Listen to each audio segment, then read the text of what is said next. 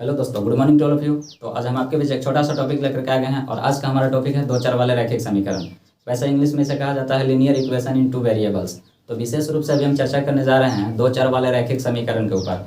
तो विशेष रूप से इसे जो दो चर वाले समीकरण होते हैं जनरली इसे तीन मेथड से सॉल्व किया जाता है, जिसमें से कि एक मेथड को अभी हम एक्सप्लेन करने जा रहे हैं, जिस मेथड को कहा जाता है विलोपन विधि, यानी इसे इंग्लिश में कहते हैं एलिमिनेशन मेथड। बाकी का दो मेथड जो है नेक्स्ट वीडियो में हम उसे एक्सप्लेन कर देंगे। तो चलिए अभी विशेष रूप से हम चर्चा करेंगे कि दो चर वाले रैखिक समीकरण होता क्या है, इसे सॉल्व कैसे करते हैं और इसे चेक कैसे करते हैं। यानी कि अगर आप बिल्कुल भी इसके बारे में नहीं जानते होंगे तो भी आज आप डेफिनेटली समझ जाएंगे कि दो चर वाले रैखिक समीकरण को कैसे सॉल्व करना है, डेफिनेटली समझ जाएंगे। पर मेरा रिक्वेस्ट यही रहेगा कि आप वीडियो को अंत तक जरूर देख लें, अदरवाइज अगर नहीं देखेंगे तो आप नहीं समझ पाएंगे। अगर देख लेंगे इसके बाद भी अगर आपको समझ में नहीं आता है तो आप जो भी चाहें कमेंट कर सकते हैं, कमेंट सेक्शन फ्री है। तो देखिएगा, सबसे पहले हम स्टार्ट करते हैं कि दो चर वाले रैखिक समीकरण आखिर इसे क्यों कहते हैं। तो देखिए यहाँ पर देख रहे होंगे समीकरण कि 3x + 4y = 10। समीकरण 2 में भी कुछ ऐसा ही है, 2x - 2y = 2। यानी कि जब भी किसी भी समीकरण एक में देखिए या दो में, तो x भी अवेलेबल है और y भी अवेलेबल है। यानी कि जब दो टाइप्स के अगर चर हैं तो इसीलिए उसे कहा जाता है दो चर वाले रैखिक समीकरण। यानी कि जब समीकरण में टू टाइप्स के वेरिएबल्स अगर अवेलेबल हैं तो हम कह सकते हैं कि दो चर वाले रैखिक समीकरण हैं। तो सबसे पहले पहचानने समझ गए होंगे। अब साथ में इसे सॉल्व करने का जो है कुछ बेसिक कॉन्सेप्ट होता है, खास करके विलोपन विधि के लिए अलग होता है। यानी कि तीनों विधि को अलग अलग नियम से करते हैं। तो अभी हम विलोपन विधि के बारे में चर्चा कर रहे हैं।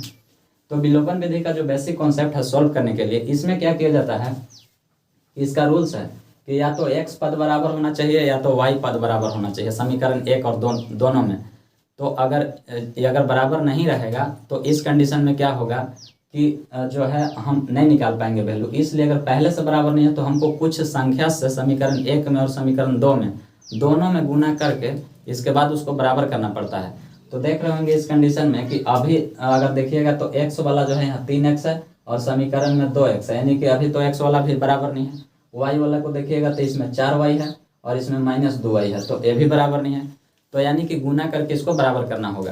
तो चलिए हम कैसे करेंगे कि बराबर हो जाएगा, इसके बारे में चर्चा करते हैं। देखिएगा, अगर x को बराबर करना चाहेंगे तो ये 3 से, यानी कि x का जो गुणांक है ये वाला 3 से हम समीकरण 2 में गुना कर देंगे और ये वाला 2 से समीकरण 1 में गुना कर देंगे। ये समीकरण जो है दोनों x पद बराबर हो जाएगा। अगर y को बराबर करना चाहेंगे तो पहले से यहाँ 4 है तो 2 में कितना से गुना कर देंगे कि 4 हो जाएगा। यानी कि 2 से करने पर 4 हो रहा है, इसका मतलब कि समीकरण 2 में 2 से गुना कर देंगे तो y पद बराबर हो जाएगा।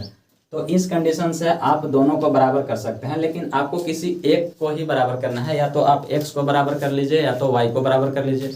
मतलब बराबर करने का मतलब इसमें यही है कि बराबर करके उसे काट देना है। यानी कि जब उसे जोड़ेंगे या घटाएंगे तो एक पद उसमें से खत्म हो जाएगा, बाकी बच जाएगा एक पद, उसका वैल्यू निकल जाता है। तो चलिए हम शुरू करते हैं, इसमें y पद को बराबर कर लेते हैं। आपका मर्जी, आप x को भी बराबर करके सॉल्व कर सकते हैं, कोई दिक्कत नहीं है। तो हम यहाँ पर क्या करेंगे, लिखेंगे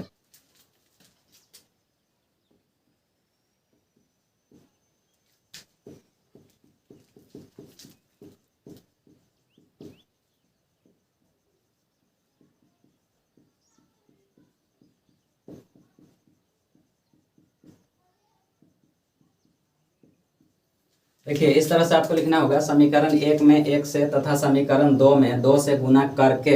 अब देखिएगा यहाँ पर थोड़ा सा आपको समझना होगा, करके जोड़ने पर या घटाने पर दो टाइप से लिखा जाता है। तो हम कैसे लिख पाएंगे कि जोड़ने पर लिखें कि घटाने पर लिखें, इसके लिए भी आप समझ लीजिए कि तो देख रहे होंगे कि अगर समीकरण 1 में गुना करेंगे तो ये तो 4y ही रह जाएगा। हम y पद को बराबर करना चाह रहे हैं, x को वाले को नहीं कर रहे हैं।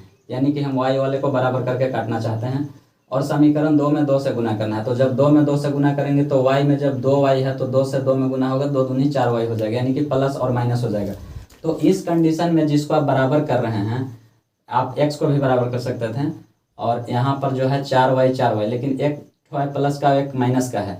लेकिन अगर दोनों 4y दोनों अगर प्लस का रहेगा तो साइन से हम कैसे मतलब कैसे उसको पता करते हैं कि हम जोड़ने से लिखें या घटाने से लिखें। तो अगर ऑलरेडी एक चिन्ह प्लस और एक माइनस रहेगा तो इसको जोड़ने से खत्म हो जाएगा, यानी कि +4 और -4 खत्म हो जाएगा जोड़ने से। लेकिन अगर दोनों प्लस रहेगा तो फिर इसको चिन्ह जो है साइन चेंज करके तब इसको काटना पड़ेगा, तब ये खत्म होगा, और इसको बिना चिन्ह चेंज किए हुए कट जाएगा। तो इस कंडीशन में जो है अभी हमारे पास प्लस और माइनस के रूप में है, तो इसलिए हम यहाँ पर लिखेंगे कि जोड़ने पर, तो यहाँ लिखेंगे कि गुना करके जोड़ने पर।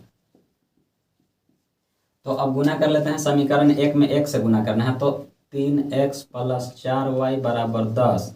समीकरण इसको मान लेंगे 3, और दूसरा का समीकरण में 2 से गुना करना है, तो 2 दूना 4x प्लस माइनस 2 दूना 4y बराबर 2 दूना 4, इसको मान लेंगे समीकरण 4। और अब हम इसको क्या करेंगे, जोड़ने पर लिखे हैं तो हम इसको जोड़ेंगे। तो जोड़ने के लिए 4x और 3x हो जाएगा 7x, और ये जो है प्लस और माइनस दोनों बराबर है, इसलिए प्लस माइनस हो गया ख़त्म, और बराबर 10 और 4 हो जाएगा 14, और नेक्स्ट टाइम हो जाएगा x बराबर 14/7, कट जाएगा 7 दूना 14, यानी कि x बराबर आ गया वैल्यू 2। तो अभी फ़िलहाल हम x का वैल्यू फाइंड आउट कर चुके हैं, अभी y का वैल्यू फाइंड आउट नहीं हुआ है, तो अब हम y का भी वैल्यू निकाल लेते हैं। तो y को वैल्यू निकालने के लिए हम क्या करते हैं कि x का जो वैल्यू आया है उसको समीकरण 1 में या समीकरण 2 में किसी में भी रख सकते हैं। तो फिलहाल अभी हम 1 में रखेंगे, अगर आप सॉल्व करना चाहते हैं 2 में रख करके तो 2 में भी सॉल्व कर सकते हैं, कोई दिक्कत नहीं है। तो समीकरण जो है 1 में x का वैल्यू रख देंगे। तो यहाँ पर आपको कुछ लिखना भी होगा, जैसे कि ये चीज़ लिखना होगा कि x का मान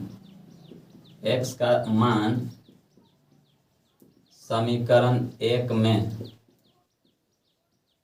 रखने पर। तो जब एक समीकरण मेरे पास है 3x + 4y = 10, तो इसी समीकरण में x का वैल्यू रख देंगे, जहाँ पर x होगा x के जगह पर उसका जो वैल्यू निकला हुआ है उसको रख देंगे। तो देख रहे होंगे कि यहाँ पर जो है 3x आपस में गुना में है, तो 3 गुना x का वैल्यू जो आया है 2 + 4y = 10। और यहाँ से अब आपको एक चर का भी समीकरण सोल्व करने आना चाहिए कि ऐसा क्यों होता है और कैसे कैसे इधर से इधर जाने पर प्लस माइनस, इसका भी नॉलेज आपको होना चाहिए। तो चलिए देखिएगा क्या करेंगे, 3 दूना 6 + 4y है, तो 4y ही रह जाएगा बराबर 10। और नेक्स्ट टाइम क्या करेंगे कि 4y को इधर रख लेते हैं बराबर 10, प्लस का 6 है इधर जाएगा तो हो जाएगा माइनस का 6, और यहाँ पर y को रख लेंगे, 10 में से 6 घटेगा तो 4, और ये गुना का 4 है तो ये चल जाएगा बटे में, और 4 से 4 कट जाएगा एक बार में, यानी कि y बराबर जो है 1 आ गया 1। तो देख पा रहे होंगे कि यहाँ पर ऑलरेडी हमारे पास x बराबर 2 आ चुका था और y बराबर 1 आ गया। तो अब हम इसे चेक भी करके देख लेते हैं।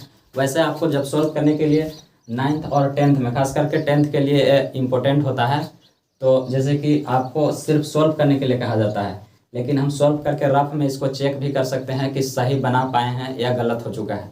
तो इसको सही का पहचान यही है कि जो समीकरण x और y का जो वैल्यू आया है, इसको अगर समीकरण 1 में या 2 में किसी में भी रख देंगे तो इसका पहचान क्या है कि ऑलरेडी दाहिने साइड में 10 है, और जब इसको सॉल्व करेंगे इसका वैल्यू रख करके तो बाएं साइड में भी 10 हो जाएगा।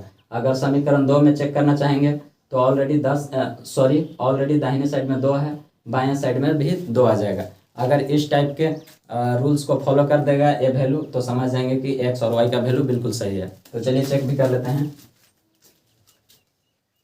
समीकरण 1 में कर लेते हैं। तो इसी वैल्यू से हम पता कर पाएंगे कि सही है कि नहीं। तो यहाँ पर 3 है गुना x का वैल्यू 2 रख देंगे प्लस y, यानी कि 4 गुना y का वैल्यू 1 है बराबर 10।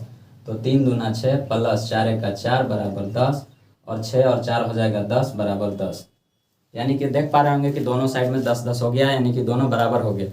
तो इस बात से यही पता चल रहा है कि x और y का बिल्कुल वैल्यू जो है बिल्कुल सही है। अगर आप इसको समीकरण 2 में भी रख करके चेक करना चाहते हैं तो 2 में भी रख करके चेक कीजिएगा, कोई दिक्कत नहीं है। दाहिने साइड में 2 है, बाएं साइड में भी 2 हो जाएगा। तो अगर आप करना चाहेंगे तो करके देख लीजिएगा। बेसिक जो है यही है, इसी टाइप से जो है 2 चर वाले रैखिक समीकरण को सॉल्व किया जाता है, चेक किया जाता है। एक खास करके विलोपन विधि का चर्चा हुआ है। आई होप कि आप समझ गए होंगे विलोपन विधि से रिलेटेड, अब आपको कोई डाउट नहीं होगा। अगर जैसा भी आपको लगा होगा कमेंट आप डेफिनेटली कीजिए।